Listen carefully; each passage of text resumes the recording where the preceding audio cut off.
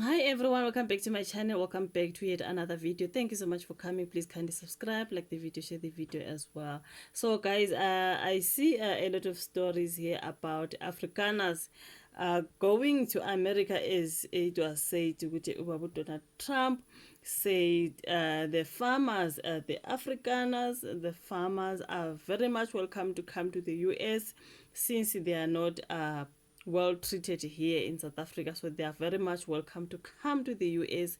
And do they apply for that refugee status thing and all that, whatever it is? So the South African officials now have stated that the 49 Afrikaners who departed for the United States under US President Donald Trump's refugee program do not qualify as refugees under either South African or international law. So now they are saying they do not qualify as refugees.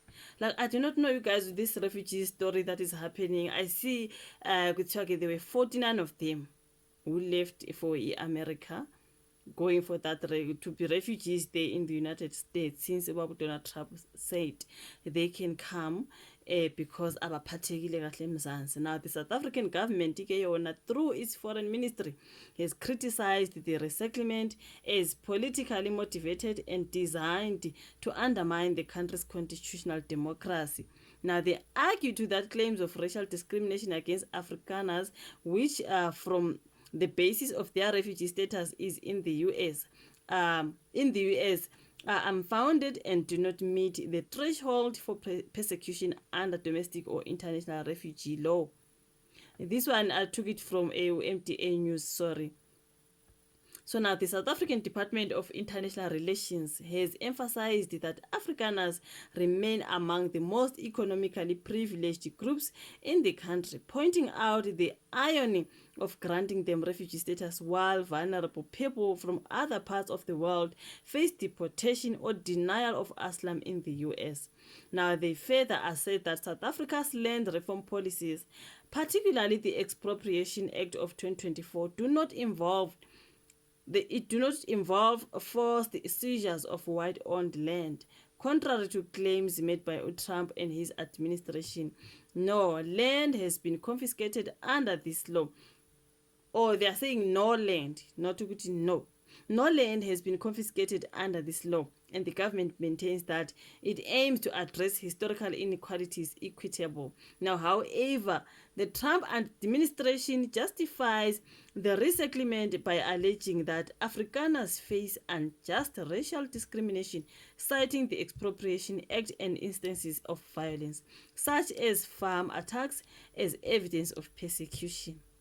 Now, a State Department memo claims that the Afrikaners in question have experienced or witnessed extreme violence with a racial nexus, including home invasions and murders, some dating back up to 25 years.